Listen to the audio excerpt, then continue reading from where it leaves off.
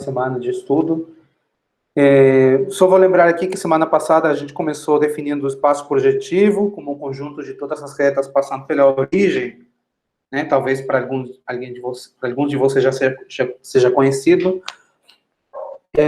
E isso equivale a definir o quociente dos espaços de uma dimensão a mais, Cn mais 1, pela relação de equivalência que identifica dois pontos, somente se eles passam pela mesma... Existe uma reta que passa pelos dois, né? As coordenadas projetivas a gente ia denotar assim. Tem cartas afins, né? A gente pode cobrir o espaço projetivo sempre por abertos. Se eu fixar um J e eu fixo o conjunto de todos os pontos que tem coordenada CJ não nula, isso é equivalente ou objetivo a um espaço afim, tá? E as cartas, né, são as que enviam um ponto x1, xn em x1, xn, e na posição J eu coloco 1. E, ao mesmo tempo, eu posso voltar, né? Pego as coordenadas C0, Cn e divido todo por CJ e esqueço do CJ sobre CJ. Tá bom? Só mais uma anotaçãozinha aqui que eu não falei. Tem a projeção natural, né? Que é um mapa que vai de Cn mais 1 menos 0 em Pn, né? Que eleva o ponto na sua classe, né? O mapa natural. Tá bom? Então, a gente definiu o que seria um fibrado vetorial de posto R, né, como uma variedade junto com um morfismo, que é localmente trivial no sentido que a variedade X, a base, né, pode ser coberta por abertos, e a primagem desses abertos são equivalentes ao produto do aberto por CR, que é a fibra, né, o espaço vetorial de dimensão R, e a condição importante que é, se eu passar de uma esses mapas são chamados trivializações, né, se eu passar de uma para outra, né, se eu estou na interseção de dois, a mudança de coordenadas vem dada por uma matriz, né, que depende do ponto X. Tá? Então, isso foi a primeira coisa que a gente viu. Vimos que essas matrizes, né, que são chamadas matrizes de transição, satisfazem duas condições, que eu chamei de condição de cociclo, eu não, são conhecidas como condição de cociclo, tá? E, melhor ainda, todo o conjunto de matrizes satisfazendo as condições de cociclo definem um fibrado de posto R, né? Tá bom?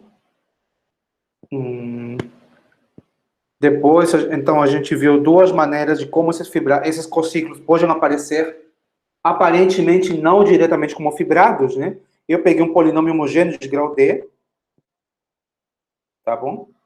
Ele satisfaz essa condição, né? E eu vi que acontece com esse polinômio numa carta afim. Então, eu peguei a carta afim U0 de Pn, eu restringi o polinômio S aberto, que é chamada a deshomogeneização do polinômio, né? Que é esse aqui. Então, isso define uma função, um polinômio no aberto U0, que é equivalente a Cn, né? Aberto afim. E vimos que se a gente, o mesmo polinômio, a gente deshomogeneiza no aberto U1, ele define outro mapa no aberto Cn, e eles estão relacionados por essa relação daqui, né? Então, aqui aparece já um cociclo, tá bom? Portanto, aparece um fibrado linear, né? Aqui, no caso, um cociclo... Lembra que as matrizes de cociclo, quando a gente está falando de posto 1, né? Seria uma matriz... Cadê? Aqui, né? Se eu estou falando de posto 1, então isso aqui simplesmente dá um número complexo não nulo, né, em cada ponto de interseção. Então, quando eu tenho fibrado linear, eu devo ter dito isso em algum lugar, quando a gente está falando de fibrado linear, ainda não, aqui não está. sim, aqui. Quando é um fibrado linear, as matrizes de cociclo definem uma função que não se anula nas interseções. Então, é isso que está acontecendo aqui, né? Eu tenho duas funções, né, em abertos afins, e nas interseções elas estão relacionadas por um cociclo. Tá bom? Então, esse cociclo define um fibrado linear e eu chamei ele de LD. Tá bom? Outro exemplo foi quando eu peguei um conjunto de codimensão 2 no plano. Então, eu peguei um conjunto de 3 pontos no plano. Eu escrevi as equações dele, né? Que são essas. E no primeiro aberto é dado pelos zeros de UV, né? As coordenadas afins, que são essas duas funções. No segundo aberto são dados pelos zeros dessas duas funções. Eu vi como se relaciona na interseção. E a gente viu que aparece uma matriz 2x2, que relaciona os geradores do conjunto num aberto com os geradores do conjunto no outro aberto. Então, aqui aparece outro cociclo. E esse fibrado eu chamei de F.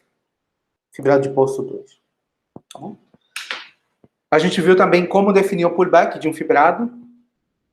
Então, eu começo com o fibrado em Y, eu tenho um morfismo de X para Y, e eu faço o pullback, e eu tenho um fibrado em X, que ele é dado, eu defini ele pela fibra, né, a fibra sobre um ponto X é a fibra do fibrado inicial em Y sobre o ponto φ de X, e também definimos ele como produto fibrado, né, uma definição mais conjuntista, tá?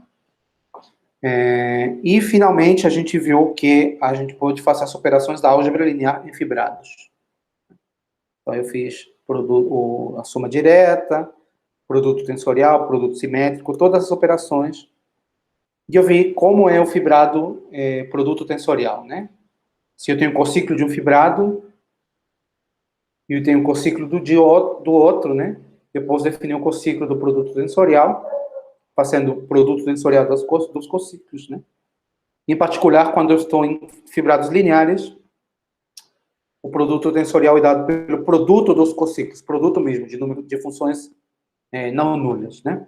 Porque produto tensorial em espaço de dimensão 1 coincide com produto mesmo de números complexos. Tá? Então, como consequência, vimos que os fibrados que eu tinha definido antes satisfazem esses isomorfismos, né? Essas relações. Acho que a gente terminou por ali, né? Então, hoje eu vou tentar fazer 2 folhas para facilitar, e vou começar com um exemplo. Deixa eu abrir aqui a porta, está muito quente.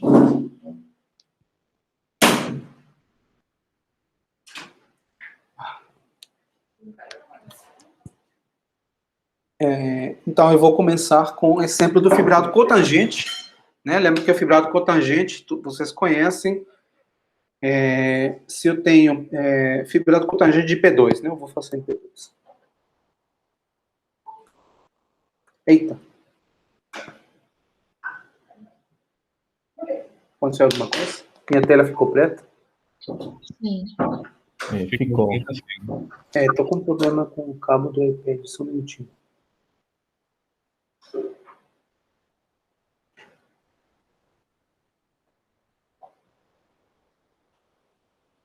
Esperar ele melhorar.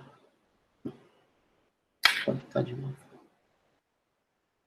Eu vou tirar e vou conectar de novo, tá?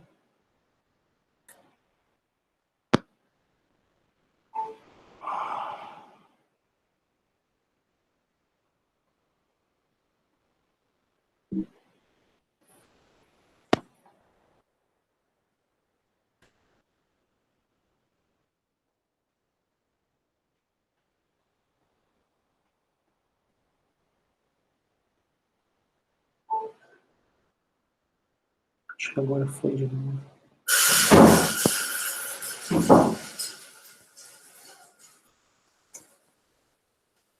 O problema do Meet é que ele não deixa compartilhar sem cabo, né?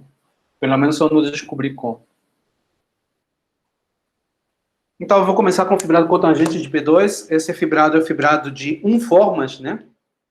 Em P2, ou também o dual do espaço tangente. Então, esse é fibrado denotado por ômega 1 de P2, né? Que é o dual do fibrado tangente de P2. Tá? Então, eu vou fazer em cartas afins. Lembra que, por exemplo, eu tenho o 0, né? Que é um aberto em P2, e ele tem cartas C2, são as seguintes, né? Se eu tenho XYZ, posso fazer Y sobre X, C sobre X, né? Isso aqui eu vou chamar de UV, tá? Coordenadas afins. E nesse aberto, uma forma é dada da seguinte maneira, né? F de UV du, a base do espaço de formas, dV. Né? Então, os geradores do fibrado cotangente nesse aberto são du e dV. Tá bom? O fibrado cotangente, né? Eu vou escrever assim, né? O 0 é gerado por du e dV, que são os seguintes, né?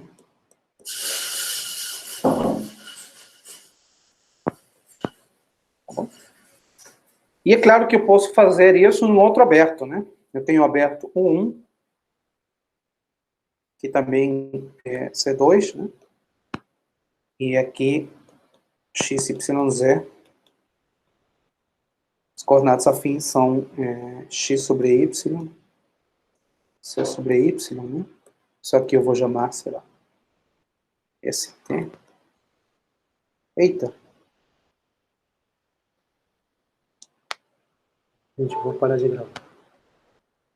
Senão vai ficar saindo toda hora.